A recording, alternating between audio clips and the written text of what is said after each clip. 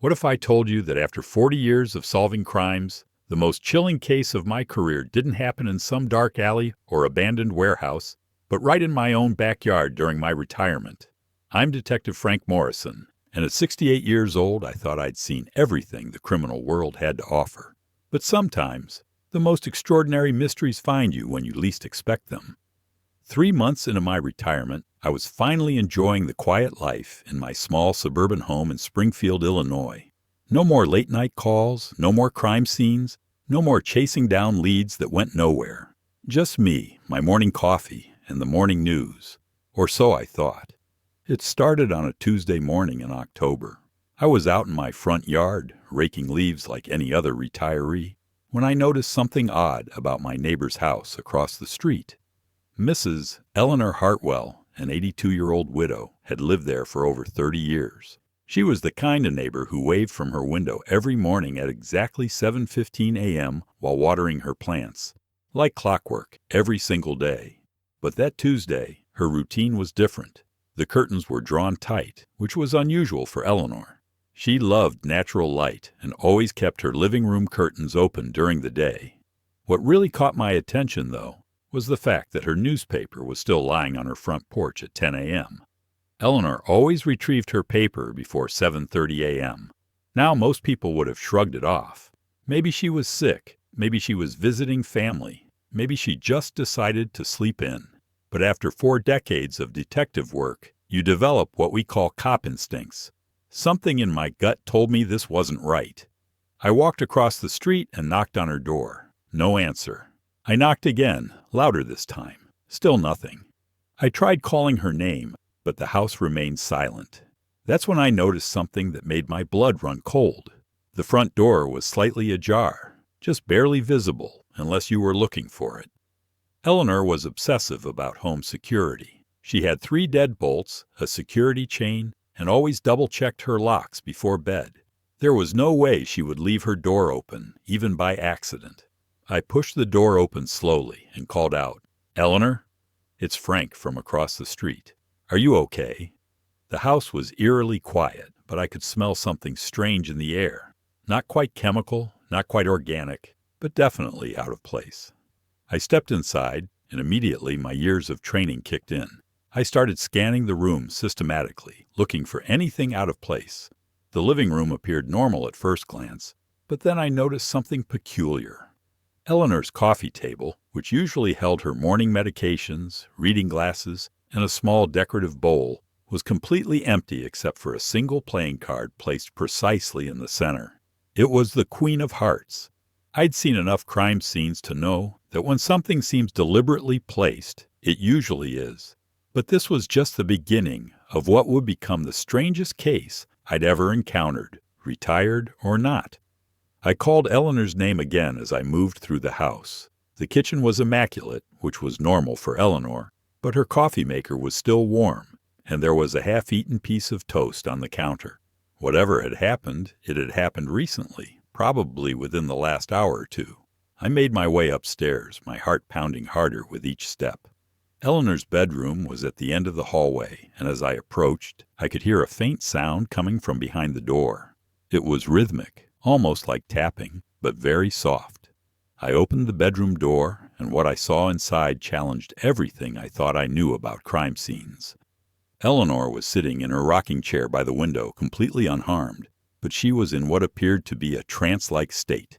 Her eyes were open, but she wasn't responding to my voice or presence. She was gently rocking back and forth, and the tapping sound I'd heard was her finger methodically tapping against the arm of the chair. On her nightstand there was another playing card. This time, it was the Jack of Spades. I immediately called 911 and requested both medical and police assistance. While waiting for them to arrive, I tried to rouse Eleanor, but she remained in this strange, unresponsive state.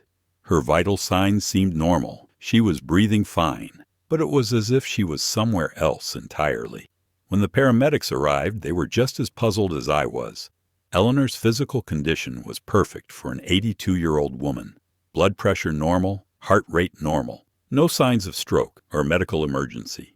But she remained in this trance-like state, completely unaware of her surroundings. The local police, who knew me from my years on the force, asked me to walk them through what I'd observed. I explained about the routine changes, the open door, and the playing cards. Detective Sarah Chen, a sharp young investigator I'd mentored years ago, looked at me with a mixture of respect and concern. "Frank," she said, "what do you make of those cards?" I'd been thinking about that since I found the first one. In my experience, when someone leaves playing cards at a scene, it's either a signature or a message. Given the deliberate placement and the fact that Eleanor is unharmed, but in this state, I'm leaning toward message. We decided to treat the house as a potential crime scene while Eleanor was taken to the hospital for further evaluation. That's when things got really interesting. While processing Eleanor's house, we discovered something that changed everything. Hidden behind a loose floorboard in her bedroom closet was a small wooden box. Inside were dozens of old photographs, documents, and a leather journal dating back to the 1960s. The journal belonged to Eleanor's late husband, Robert Hartwell, who had passed away 15 years earlier. As I read through the entries, I discovered that Robert had been involved in something far more complex than his widow had ever known. Robert Hartwell had been a courier for a covert government operation during the Cold War. The journal detailed his involvement in transporting sensitive documents and materials across state lines, often using playing cards as coded signals to identify contacts in safe houses. According to the journal, Robert had been entrusted with something valuable, something that was supposed to be retrieved after his death. But apparently, whoever was supposed to collect it never came forward. The journal's final entry, dated just days before Robert's death, mentioned that he had hidden the package and left instructions for its recovery using a system of playing card clues. The Queen of Hearts represented the first location, the Jack of Spades the second, and so on. It was an elaborate treasure hunt designed to lead someone to whatever Robert had been protecting all these years. But here's where it gets truly bizarre. The journal also mentioned that Robert had developed a failsafe system. If anyone other than the intended recipient attempted to retrieve the package, Eleanor would be placed in a protective trance state using a combination of hypnotic suggestion and a mild sedative that Robert had somehow arranged to be administered through her morning coffee routine. This seemed impossible. Robert had been dead for 15 years. How could he have arranged for something to happen to Eleanor in 2023? The answer, as it turned out, was both simpler and more complicated than any of us had imagined. While Eleanor was in the hospital, Detective Chen and I continued investigating. We traced the playing cards and found fingerprints that didn't match Eleanor or anyone in the police database. But the real breakthrough came when we examined Eleanor's coffee maker more closely.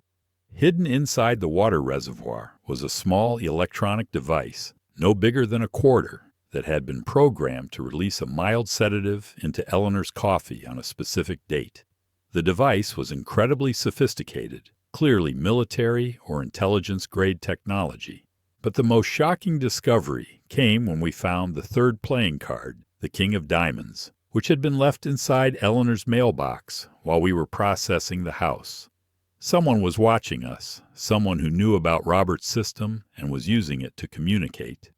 I realized we were dealing with someone who had been waiting 15 years for the right moment to retrieve whatever Robert had hidden. Someone patient, methodical, and with access to advanced technology. Someone who had been monitoring Eleanor's routine for years, waiting for the optimal time to act. The hypnotic trance wasn't meant to harm Eleanor. It was meant to protect her. Robert had somehow arranged for his widow to be placed in a safe, unresponsive state while his hidden package was retrieved, ensuring she couldn't be questioned or coerced into revealing information she didn't have. Over the next 3 days, we followed the trail of playing cards across Springfield. Each card led to a specific location that had been significant in Robert's life. The Queen of Hearts led us to the park where he and Eleanor had their first date. The Jack of Spades took us to the library where Robert had worked part-time in his later years. The King of Diamonds brought us to the old train station where Robert had conducted much of his courier work. At each location, we found another card and another piece of the puzzle. It became clear that we were being led on a carefully orchestrated journey, one that Robert had designed decades ago with impressive foresight. The final card, the Ace of Clubs, led us to the Springfield Cemetery, specifically to Robert's own grave. Hidden beneath his headstone, in a waterproof container, was a package that had been waiting 15 years for collection. Inside the package were documents that detailed a Cold War operation involving the theft of sensitive scientific research from a foreign government. The documents were still classified, still valuable, and still dangerous in the wrong hands. But here's the twist that made this case truly extraordinary. The person who had been retrieving the cards, the person who had activated Eleanor's trance state, wasn't a foreign agent or criminal mastermind. It was Robert himself. Not literally, of course. Robert Hartwell was definitely deceased, but he had arranged for an artificial intelligence system to monitor Eleanor's routine and execute his plan at the appropriate time. The technology was primitive by today's standards, but incredibly advanced for something created in the early 2000s.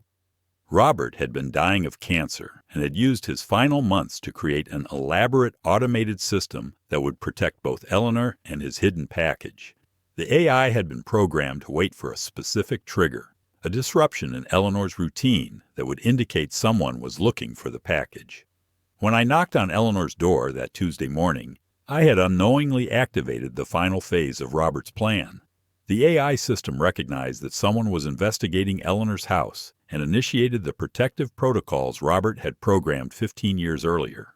The playing cards hadn't been left by a mysterious operative. They had been distributed by a network of automated systems that Robert had set up throughout Springfield. Dead drops, if you will, that had been waiting dormant for over a decade. Eleanor recovered from her trance state within 24 hours, with no memory of what had happened. The mild sedative had been designed to wear off naturally, leaving no lasting effects.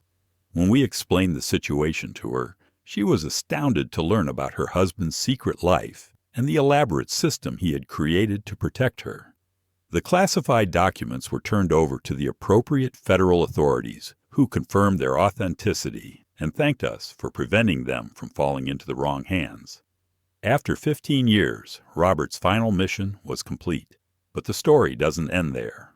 While going through Robert's remaining effects, Eleanor discovered a final letter addressed to her, sealed and marked, "To be opened only after the package is retrieved." In the letter, Robert explained everything: his work during the Cold War, his love for Eleanor, and his determination to protect her from the consequences of his past. The letter also contained instructions for a substantial financial account that Robert had set up for Eleanor's care, funded by his government pension and investments. Eleanor, who had been living modestly on Social Security, suddenly found herself financially secure for the rest of her life. As I sat in my living room a week later, reflecting on what had happened, I realized that this case had taught me something profound about the nature of love, loyalty, and sacrifice.